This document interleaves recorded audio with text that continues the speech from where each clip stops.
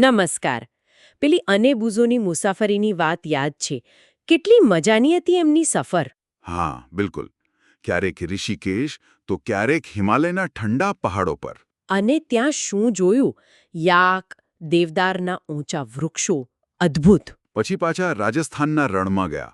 એકદમ અલગ જ દુનિયા. ત્યાં તો ઊંટ જોવા મળે અને પેલા કાંટાળા થોર ને બીજી વનસ્પતિઓ. ગરમી જ ગરમી. અને પુરી પણ ગયા હતા દરિયા કિનારે. ત્યાં સરુના વૃક્ષો અને પેલા નાના કરચલા દોડાદોડી કરતા હતા. સાચી વાત. એટલે કે પૃથ્વી પર લગભગ દરેક જગ્યાએ ભલેને વાતાવરણ ગમે તેવું હોય, ઠંડુ, ગરમ, ભેજવાળું, કંઈક ને કંઈક જીવંત જોવા મળે જ છે.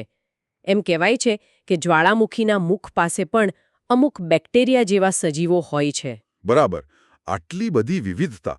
અને મોટો સવાલ એ થાય કે આ બધા સજીવો પોતપોતાની જગ્યાએ ટકી કઈ રીતે રહે છે? હા, અને કોઈ વસ્તુ સજીવ છે કે નિર્જીવ એ આપણે નક્કી કઈ રીતે કરીએ? શું ફરક છે બંનેમાં? વાત કરવાના છીએ. ઓહ, સરસ. તો આજનો આપણો હેતુ શું રહેશે? મુખ્યત્વે 3 બાબતો સમજવાનો પ્રયત્ન કરીશું. નિવાસસ્થાન એટલે શું? અનુકૂલન કોને કહેવાય? અને સજીવોના મુખ્ય લક્ષણો કયા કયા છે? ચાલો ત્યારે શરૂ કરીએ. પહેલો મુદ્દો, નિવાસસ્થાન. સાવ સાદા શબ્દોમાં કહીએ તો નિવાસસ્થાન એટલે શું? નિવાસસ્થાન એટલે એમ કહી શકાય કે સજીવનું કુદરતી સરનામું, એનું ઘર. એવી જગ્યા જ્યાં એને રહેવા માટે, જીવવા માટે જરૂરી બધી સગવડ મળે. સગવડ એટલે? ખોરાક, પાણી, હવા. હા, ખોરાક, પાણી, હવા અને રહેવા માટેની જગ્યા એટલે કે આશ્રય. આ બધું જ્યાંથી મળે એ એનું નિવાસસ્થાન. ઓકે. અને આ નિવાસસ્થાનના પણ પ્રકારો હોય છે ખરું ને? જી, મુખ્યત્વે 2 મોટા ભાગ પાડી શકીએ. એક છે ભૂનિવાસ એટલે કે જમીન પરના રહેઠાણ. જેમ કે જંગલો, રણપ્રદેશ, પર્વતો, એ બધું? બરાબર. અને બીજો પ્રકાર છે જલીય નિવાસસ્થાન. નામ પ્રમાણે જ પાણીમાં આવેલા રહેઠાણ એટલે કે દરિયો, નદી, તળાવ, સરોવર વગેરે. એકદમ સાચું. અને દરેક નિવાસસ્થાનની પોતાની ખાસિયત હોય છે. રણ હોય તો ગરમ અને સૂકું, દરિયો હોય તો ખારું પાણી, પર્વત હોય તો ઠંડી અને કદાચ ઓછી હવા. અને આ અલગ અલગ પરિસ્થિતિમાં ટકી રહેવા માટે જ સજીવોમાં કંઈક ખાસિયતો વિકસે છે. એને જ આપણે અનુકૂલન કહીએ છીએ ને? બિલકુલ. અનુકૂલન એટલે સજીવમાં જોવા મળતા એવા ચોક્કસ લક્ષણો અથવા આદતો જે તેને તેના નિવાસસ્થાનમાં જીવંત રહેવામાં મદદ કરે છે. એનું કોઈ ઉદાહરણ આપીને સમજાવશો? પેલું ઊંટનું ઉદાહરણ બહુ જ જાણીતું છે. હા, ઊંટનું ઉદાહરણ એકદમ સરસ છે. રણમાં રહેવા માટે એનામાં ઘણા અનુકૂલનો હોય છે. જેમ કે એના પગ લાંબા હોય છે. હા, જેથી એનું શરીર રેતીની ગરમીથી થોડું ઊંચું રહે. બરાબર. બીજું, એ ખૂબ ઓછું મૂત્ર ત્યાગે છે અને એનો મળ પણ સૂકો હોય છે. આનાથી શું થાય? પાણીનો બચાવ થાય શરીરમાં. સાચી વાત. એને પરસેવો પણ લગભગ નથી થતો. આ બધા અનુકૂલનને કારણે જ ઊંટ રણમાં પાણી વગર લાંબા સમય સુધી ચલાવી શકે છે. અદ્ભુત રચના છે કુદરતની. હવે માછલીની વાત કરીએ. એ પાણીમાં રહેવા માટે શું અનુકૂલન ધરાવે છે? મછલીનું શરીર જુઓ. એનો આકાર કેવો હોય છે? ધારારેખીય? ધારારેખીય એટલે પેલું આગળ અને પાછળથી સાંકડું અને વચ્ચેથી પહોળું. હા, અને હોડી જેવો આકાર પણ કહી શકીએ. આ આકાર એને પાણી કાપીને સરળતાથી તરવામાં મદદ કરે છે. ઓકે. અને એના શરીર પર ભીંગડા હોય છે. જી, ચીકણા ભીંગડા. એ એને રક્ષણ પણ આપે અને પાણીમાં હલનચલન પણ સહેલું બનાવે. અને શ્વાસ લેવા માટે? એની પાસે ફેફસા નથી હોતા. એને ચૂઈ કે ઝાલર હોય છે ખરું ને? બરાબર. આ ચૂઈ પાણીમાં ઓગળેલો ઓક્સિજન શોષી લે છે, એટલે માછલી પાણીમાં શ્વાસ લઈ શકે. એટલે જ આ બંને પ્રાણીઓ, ઊંટ અને માછલી, એકબીજાના નિવાસસ્થાનમાં જીવી ના શકે. ઊંટને દરિયામાં મૂકો તો ડૂબી જાય અને માછલીને રણમાં લાવો તો એ શ્વાસ જ ન લઈ શકે અને મૃત્યુ પામે. આ જ તો અનુકૂલન છે. દરેક પોતાના પર્યાવરણને અનુરૂપ બનેલું છે. બીજા પણ ઉદાહરણો છે ને? રણમાં રહેતા ઉંદર અને સાપ. હા, રણમાં દિવસે સખત ગરમી હોય એટલે ઉંદર અને સાપ જેવા નાના પ્રાણીઓ દિવસ દરમિયાન જમીનમાં ઊંડે બખોલ કે દરમાં રહે છે. અને રાત્રે જ્યારે ઠંડક થાય ત્યારે બહાર નીકળે. બરાબર. રાત્રે ખોરાકની શોધમાં નીકળે એ પણ એક પ્રકારનું અનુકૂલન જ છે. રણની વનસ્પતિઓનું શું? થોર જેવી? રણમાં પાણીની અછત હોય એટલે વનસ્પતિઓએ પાણી બચાવવું પડે. થોરમાં પાંદડા હોતા નથી અથવા તો બહુ નાના હોય છે, કાંટા જેવા. કાંટા. એનાથી શું ફાયદો? પાંદડામાંથી બાષ્પોત્સર્જન દ્વારા પાણી ઉડી જાય. કાંટા હોય તો પાણીનો વ્યય ઘણો ઘટી જાય અને રક્ષણ પણ મળે. તો પછી એ ખોરાક કઈ રીતે બનાવે? પ્રકાશ સંશ્લેષણ. એ કામ એનું લીલું પ્રકાંડ કરે છે અને પાણી મેળવવા એના મૂળ જમીનમાં ખૂબ ઊંડે સુધી જાય છે. વાહ! પર્વતો પર રહેતા પ્રાણીઓનું શું?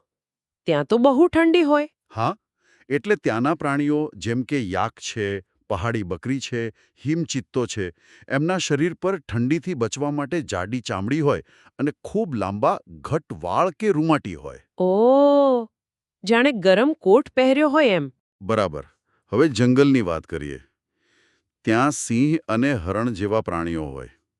એમનામાં પણ અનુકૂલન હોય છે. સિંહનો રંગ કેવો હોય? આછો ભૂખરો, ખરું? હા, એ રંગ એને સૂકા ઘાસમાં છુપાઈ જવામાં મદદ કરે છે, શિકાર કરતી વખતે. અને એની આંખો ચહેરા પર આગળની તરફ હોય છે.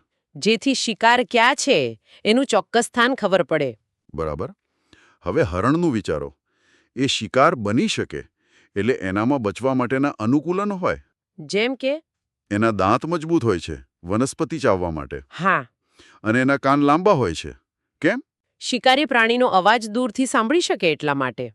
અને આંખો માથાની બાજુ પર હોય છે. જેથી એ ચારે તરફ જોઈ શકે, ખતરો ક્યાંથી આવે છે એ જાણી શકે. અને એ દોડવામાં ખૂબ ઝડપી હોય છે. હા, એટલે શિકારીથી ભાગી શકે. પાણીમાં ઉગતી વનસ્પતિઓનું શું? કમળ કે બીજી વનસ્પતિઓ? જલીય વનસ્પતિના મૂળ મોટે ભાગે નાના હોય છે.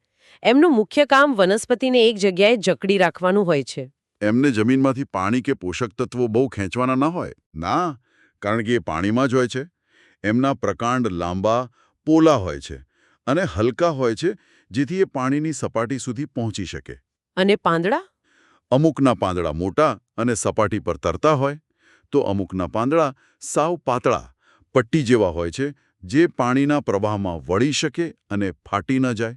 કમાલ છે. કુદરતે દરેક સજીવને એના પર્યાવરણમાં ટકી રહેવા માટે કેટલી અદ્ભુત રીતે તૈયાર કર્યા છે. સાચી વાત છે. આ તો થઈ નિવાસસ્થાન અને અનુકૂલનની વાત. હવે પેલો બીજો મોટો પ્રશ્ન. આપણે કોઈ વસ્તુને સજીવ ક્યારે કહી શકીએ? મારી સામે આ ટેબલ પડ્યું છે, એ નિર્જીવ છે. પણ પેલો બારી બાર છોડ ઉગ્યો છે, એ સજીવ છે. આ બંને વચ્ચે મૂળભૂત તફાવત શું છે? આ સમજવા માટે આપણે સજીવોના કેટલાક સામાન્ય લક્ષણો જોવા પડે. ભલે સજીવો દેખાવમાં, કદમાં, રહેણીકરણીમાં ખૂબ અલગ-અલગ હોય, પણ એ બધામાં અમુક બાબતો સમાન હોય છે જે નિર્જીવ વસ્તુઓમાં નથી હોતી. ઓકે, તો કયા છે એ લક્ષણો? એની યાદી બનાવી શકીએ? હા, ચોક્કસ. ચલો, એક પછી એક જોઈએ. સૌથી પહેલું શું? 1. બધા સજીવોને ખોરાકની જરૂર પડે છે. ખોરાક શા માટે જોઈએ? વૃદ્ધિ માટે અને રોજબરોજના કાર્યો કરવા માટે જરૂરી ઊર્જા મેળવવા માટે. બરાબર. વનસ્પતિ પોતાનો ખોરાક જાતે બનાવે, પ્રકાશ સંશ્લેષણથી, અને પ્રાણીઓ બીજા પર આધાર રાખે. સાચું. બીજું લક્ષણ છે 2. સજીવો વૃદ્ધિ દર્શાવે છે. સમય જતાં દરેક સજીવના કદમાં વધારો થાય છે. નાનું બાળક મોટું થાય, બીજમાંથી છોડ બને. હા, દેખીતી વાત છે. પછી 3. શ્વસન. બધા સજીવો શ્વસન કરે છે. એટલે કે શ્વાસ લે છે અને બહાર કાઢે છે. શ્વસનથી શું થાય? શ્વસન દ્વારા જ આપણે લીધેલા ખોરાકમાંથી ઊર્જા છૂટી પડે છે.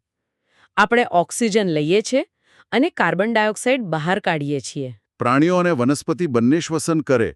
પદ્ધતિ અલગ-અલગ હશે ને? હા, પદ્ધતિ અલગ હોઈ શકે. માણસો, પ્રાણીઓ ફેફસાથી, અળસિયા જેવા જીવ ચામડીથી, માછલી ચૂઈથી અને વનસ્પતિઓ પર્ણમાં આવેલા નાના છિદ્રો દ્વારા શ્વસન કરે છે. પણ કરે બધા. સમજાયું. ચોથું લક્ષણ 4.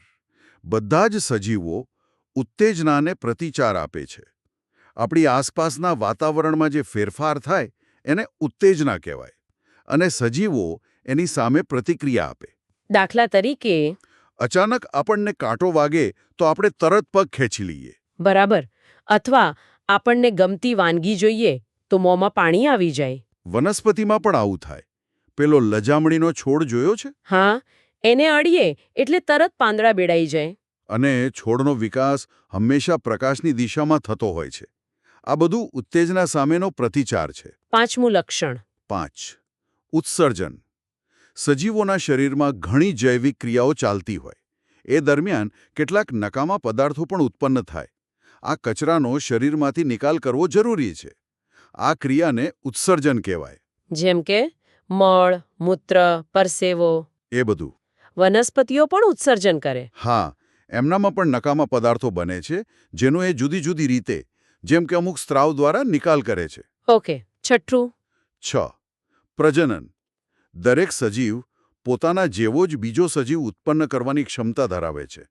આને પ્રજનન કહેવાય. હા, પક્ષીઓ ઈંડા મૂકે, ગાય ભેંસ બચ્ચાને જન્મ આપે, વનસ્પતિમાં બીજ દ્વારા નવો છોડ ઉગે. જી. કલમ દ્વારા પણ નવા છોડ ઉગાડી શકાય. રીતો અલગ અલગ હોય, પણ પ્રજનન એ સજીવનું મુખ્ય લક્ષણ છે. 7મું લક્ષણ શું છે? 7મું. હલનચલન. મોટાભાગના પ્રાણીઓ એક જગ્યાએથી બીજી જગ્યાએ જઈ શકે છે. ખોરાક માટે, રહેઠાણ માટે કે પછી દુશ્મનથી બચવા માટે.